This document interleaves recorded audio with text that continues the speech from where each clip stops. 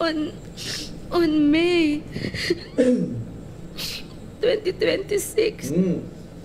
Ayan mga kabayan baka sabihin ninyo na naman na ako'y nagsasabi din ng hindi totoo. Napakalinaw niyan.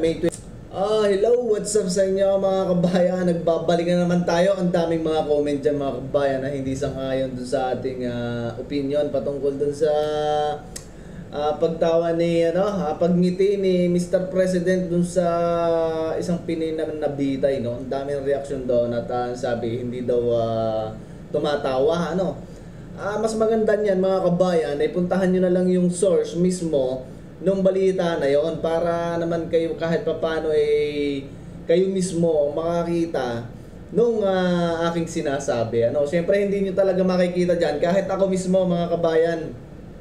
Nung pinanood ko yung video dito sa YouTube, hindi talaga makikita na napangiti ang Pangulo while na nagbibigay ng statement, no? So puntahan nyo na lang mga kabayan yung mismong nag-interview na yon, no? Ambos interview kasi yon. So para mas maganda at mas malinaw para sa inyo, no? Kasi hindi ko lang masasabi yon nang ngumiti kung hindi ko nakita ngumiti, no mga kabayan. So anyway, no?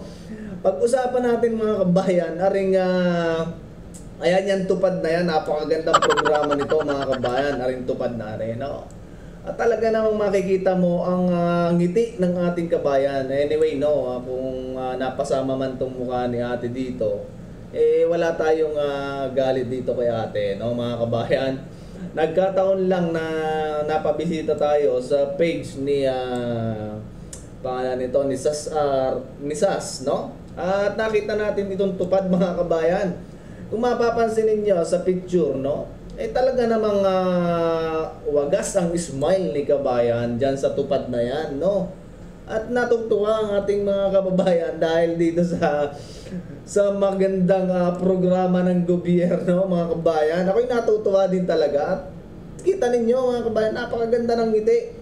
Pero anyway, sa ngiti na yan mga kabayan, ay meron nakikita tayong na tupad na pera.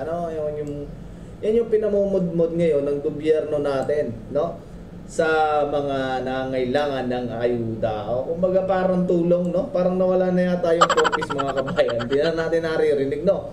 Baka ito ay pinalit mga kabayan, yan tupad na yan. So, bakit nga ba natin na-picture mga kabayan? Ito si ate. Kung mapapansin ninyo, ay napakaganda mga kabayan ng brace, no? Ay natatawa mga kabayan dahil isipin mo, kung mapapansin ninyo mga kabayan natin, grabe ang paghihirap mga kabayan. Ito si ate mukhang may pan-Shopee. No, kasi tayo mahilig din mga kabayan mag-Shopee at libreng pang Shopee na mga kabayan. Ay kita ninyo, ari ang nakakapasama sa tupad na while mga kabayan. Ang dami talaga na yung masasabi na walang kakayanan, no? Masasabi natin na talagang hindi kaya, no? Na yung walang kakayanan, yung sa pang-araw-araw na makompleto yung pangangailangan nila. At ito naman si ate, bakit naman mga kabayan napasama to sa tupad, no? Hindi natin alam kung ano ba pangangailangan ni ate. Pero sa tingin ko, kahit pa paano, maayos naman ang buhay na rin mga kabayan. Tingin ko nakakain na rin ng 3 beses sa araw, no? Pero anyway, syempre may conduct naman siguro at survey ang barangay, no? Kung ano mang barangay ito mga kabayan. At napasama si ate, mukhang libre na pan-Shopee mga kabayan. Makikita ninyo talagang wagas ang ngiti ni kabayan, no? Anyway, no? Hindi naman sa tayo ay dito kay ate, pero ito talaga ang epekto ng tupad mga kabayan. Napapangiti, napapaganda ng ngiti, no? At ito, bakit nga ba itong gobyerno natin, ganito ang pinagpapatupad, mga kabayan? Ay tingnan natin. Katulad na rin mga kabayan, ariyan tupad, no? Ayan. Kung makikita ninyo mga kabayan, ay naglilinis ang ating mga kababayan din, napakasisipag sisipag nating mga kabayan. Ayan, kung mapapansin ninyo, naglilinis sila ng kanilang lugar para na ikay mapasama sa tupad. Ikay magkaroon ng income para sa tupad. Pero ang tanong natin mga kabayan, pagkakaalam natin, merong budget ang ang mga ahensya ng gobyerno para maglinis mga kabayan. 'Di ba? Ay paano yung budget na yan mga kabayan at ang mga miyembro na ng tupad ang pinaglilinis? Ano? Abay tingin ko parang naging sweldo yung tupad na yan mga kabayan. Pero ayos yan at nagkukusa ang ating mga kabayan na maglinis. O ay para magkaroon ng tupad. Maganda rin yung nagawang programa ng ating gobyerno mga kabayan. Paki-inform na lang ako mga kabayan kung yung ating bang purpose ay nagana pa o kung hindi na, kung napalitan na rin. Kasi pagkakabalita ko parang wala na yata yung purpose. Yung purpose maayos din yung purpose mga kabayan dahil ang nakakatanggap yung talagang mahihirap na walang kakayanan magpaaral ng mga anak mga kabayan. Ayun mayroong kada buwan yata mayroong natatanggap na galing sa purpose na makikinabang ay yung bata mismo So yan. Ito ang magandang programa ng ating gobyerno, yung tupad na yan. So mapapansin ninyo mga kabayan natin ay talagang naglilinis din pero parang ang DPWH yata ay hindi naglilinis, hindi kasama din sa naglilinis. Pagkakaalam ko mga kabayan ay parang ang DPWH yata ang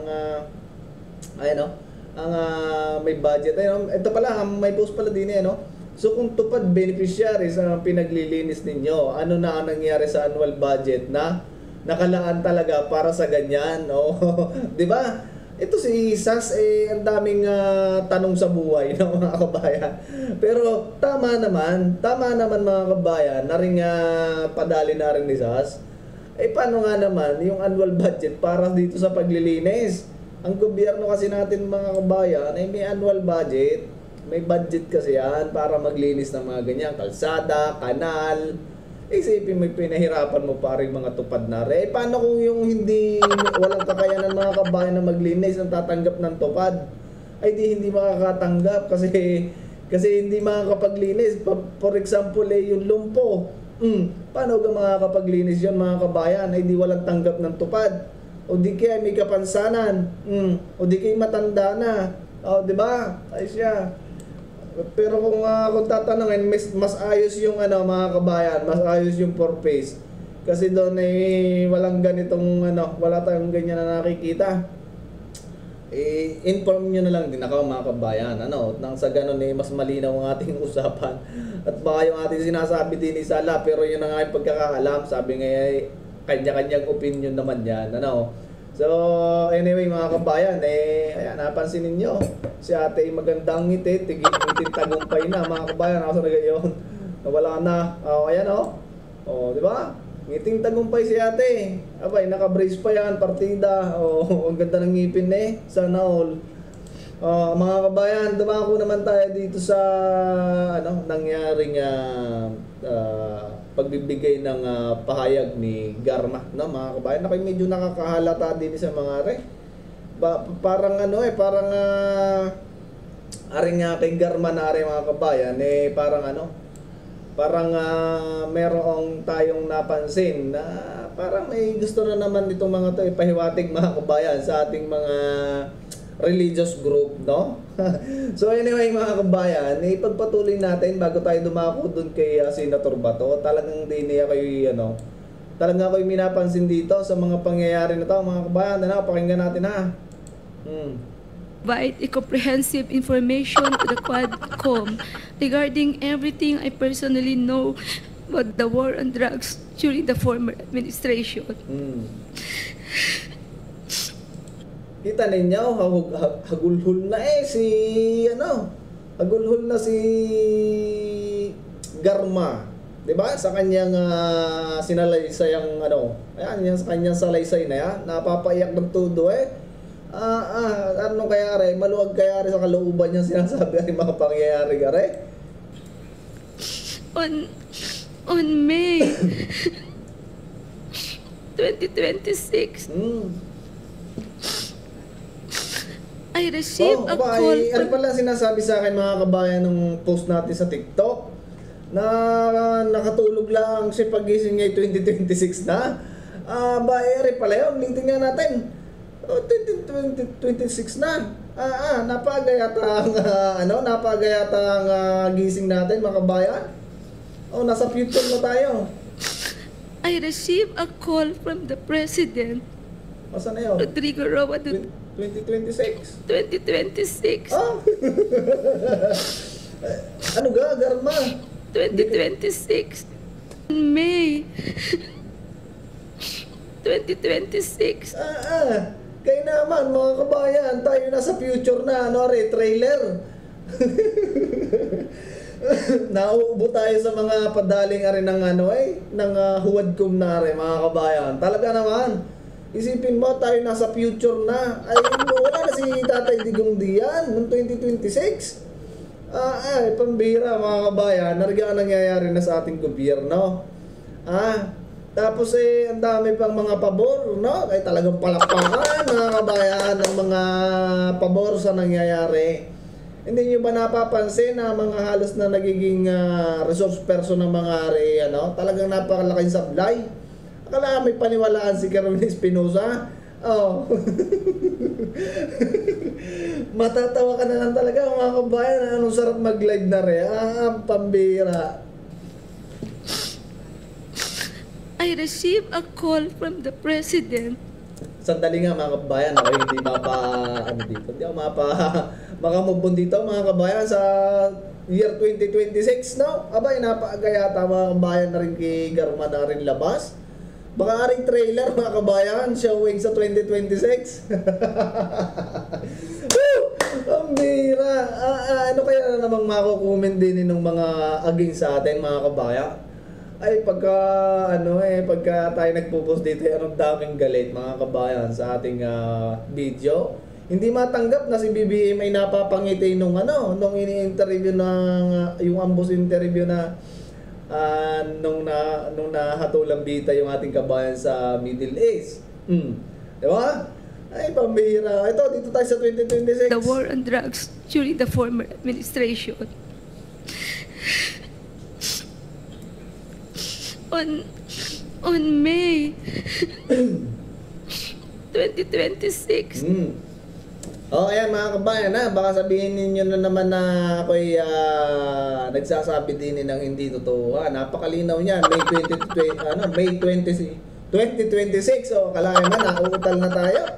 May 2026 mga kabayan ang sinabi niya dito. Okay, kung comment niya na naman dyan na wala naman sinabing ganon, ulitin nyo na lang ulit. Nakailang ulit na tayo I received a call from the President, Rodrigo Roa Duterte, at approximately 5 a.m. Instructing me to meet him at his residence in Toña Luisa, Davao City. I was already acquainted with the mayor, having served as the station commander in one of the police stations in Davao City during his tenure. During our meeting, he requested that I will locate a PNP officer or operative who is a member of the Iglesia ni Cristo. Mga kabayan, na-specific na nakalagay diyan. Aray, napansin ko lang talaga. Gusto ko lang din ma-share sa inyo mga kabayan. Mukhang parang gustong palabasin din ng mga kabayan na specific, no? Na ang maghanap si Garma, no, ng isang miyembro ng Iglesia ni Cristo. Ulitin natin mga kabayan, baka tayo nagkakamali ng dinig. Ang dami pa naman dining magagaling din sa comment section. He requested that I will locate a PNP officer or operative who is a member of the Iglesia ni Cristo. Bakit kaya si Pangulong Duterte nagpapahanap talaga ng isang operative, no? Na kailangan talaga yung Iglesia ni Cristo? Specific talaga mga kabayan na kailangan na nandun yung religion ng isang operatiba. Mga kabayan, tayo minaamoy din yung kakaiba. Mukhang palibas at nakikita ng mga huwad kong nare mga kabayan. No, ito yung ating opinion lang now mga kabayan. Makikita kayo magbigay na rin ng inyong opinion diyan, no? Porket nakikita ninyo ang mga Duterte ay malapit sa mga mga Iglesia ni Cristo. Ay bakit parang din sa sinumpang salansay na rin talagang naka-specific ang religion, mga kabayan? Ay ako'y minaamoy din sa mga statement na rin ni Garma. Ay di kaya ano bang nangyari mga kabayan sa KOJC? Palibas at siyanggan dikit ni Pangulong Duterte si Pastor Kibuloy ang ginawa. Ay tingnan natin mga kabayan kung aring mga padaling rin ng mga yan ng mga huwad ko may mga magkakaigay mga kabayan sa Iglesia ni Cristo. Kaya naman mga kabayan, mga napapag-inita na yata ang ating mga religious group, no? Ari opinion ko lang mga kabayan, no? Ay syempre hindi niyo naman maaalis sa isang sambayan ng Pilipino ang mapuna, no? May mapupuna tayo mga kabayan. Ito ang aking napupuna dito. Nung mga nakaraan naman mga kabayan, narisigar may ayos. Ano gan nangyari na dinit na rin nagkaganto na. Diba? Mapapansin nyo diyan, naging 2026 na yung script niya. May 2026, 20, ano pala ngayon, 2024. Mga kabayan. Nakasalamin pa yan. Imposibleng sala kanyang basa, mga kabayan. Ano ga nangyayari na mga kabayan dyan sa Quadcom na yan? Meron pa nga ito mga kabayan ako nakita picture, no? May nakita akong picture nito ni Garma at saka ng mga Quadcom na yan. Ay talagang tapik-tapik nung pagkatapos ng hearing mga kabayan. Talagang tag dito. Ano ba tawag doon? Yung inaamo-amo ng mga Quad Committee ang kanilang resource person na si Garma. Pambihira. Tapos nung sa pagdinig akala mo galit na galit si Abante na na magtanong-tanong dinig kay Garma. Tapos bandang huli nung matapos at wala ng camera abay kung makatabig si Mr. Abante at saka si Padwani. Nakita niyo ba yun mga kabayan? Hindi ko makita na napadala sa newsfeed natin. Ay, totoong parang may concern din ni kay Garma. Pambira. Officer or operative who is a member of the Iglesia ni Cristo, indicating that he needed someone capable of implementing the war on drugs. Ibig sabihin mga kabayan, isa lang ang may kakayahanan lang na may capable na mag-implement ng war on drugs ay Iglesia ni Cristo. Isang miyembro ng Iglesia ni Cristo, mga kabayan. Ay talagang ang naamoy natin din ng mga kabayan yung mga kasanggan dikit ni Pangulong Duterte para talagang grabing gipitin ng mga aray. Aring si Garma mga kabayan tingin ko tingin ko lang at ating opinion. Tingin ko rin mga kabayan hindi bukal sa puso ang sinasabi na rin din sa Quadcom na rin. Tingin ko rin sulat lang dyan sa Quadcom. Sa sobrang dali sinulat mga kabayan sala na yung script 2026 na. Diba? Siguro antok na yung naggagawa ng script na yan at kaya yan 2026 na nailagay. Ngayon nabasa ngayon ni Garma. Ayun, nasabi. I-recorded to mga kabayan. Itong hearing na to. Yan hinuuna kong panood mga kabayan, hindi ko napansin. Alam nyo naman, ang ating mga followers din sa TikTok ay matala sa mga pandinig, no? Kaya nung nabasa natin yung isang comment na siya'y nagising na lang ng 2026, natulog siya 2024, bigla na lang 2026, di binalikan natin mga kabayan. At nakita natin doon na ba yung 2026 ang sinabi na rin, inulit-ulit ko ba? Pangalawa ay nababanggit mga kabayan sa statement niya yung Iglesia ni Cristo. Akalain mo yon. Kailangan talagang may specific na galing sa Iglesia ni Cristo yung may kakayanan na gumawa ng mag-implement ng war on drugs ni Pangulong Duterte. Ito pa mga kabayan, tapusin na natin yan. Aray, napakit aray sa congressman aray din mga kabayan, no? Yan pinilit ka para magsumite ng affidavit at basahin mo, umiyak ka. So, gusto po namin kasi na pakita mo talaga na kusang loob ang sasabihin mo dito sa Quadcom. Bakit kaya si Congressman napaakyat mga kabayan? Ang sabi kasi natin na rin dyan mga kabayan, napaakyat siya. No? Dahil para daw hindi makatotohanan yung binabasa ni Garma. para daw doon sa pananalita ni Garma, hindi makatotohanan mga kabayan at hindi bukal sa puso. Totoo naman tinan nyo pakinggan nyo ito. Ayan. Joint Committee, Your Honors. Mr. Chairman. Go ahead, SDS. Mr. Chairman, alam mo, papasalamat ako kay Ma'am Garma. And no, alam po natin ang nararamdaman mo. Pero kaya ako umakyat, nanonood po ako sa TV, sa baba. Mukhang itong committee na to parang... hangos mga kabayan, alam nyo yung hangos? Yung parang hapu gahabol lang hininga, congressman. At parang nakita na rin sa TV na parang hindi lumalabas ng mga totohanan ng mga kabayan. Yung binabasa ni Garma, parang ang labas mga kabayan sa TV daw, hindi ka totohanan sinasabi. Pinilit ka para magsalita. Kaya ka umiyak. Baka sabihin habol ang hininga ni congressman, kinakabahan? ang Quadcom, pinilit ka para magsumite ng affidavit at basahin mo. Umiyak ka. So, gusto po namin kasi na pakita mo talaga na kusang loob ang sasabihin mo dito sa Quadcom. Wala pong sapilitan. At akalain mo yun mga kabayan, naisip agad niya yun na walang sapilitan. Napakalinaw naman mga kabayan. Ano ba i-record din dyan, nakalive pa man din kayo. Sasabihin ninyo gayaan. Galing po sa puso nyo ang pagsasalita. So kaya po ako umakyat, nasa baba ako, kausap ko yung mga ibang kasama natin.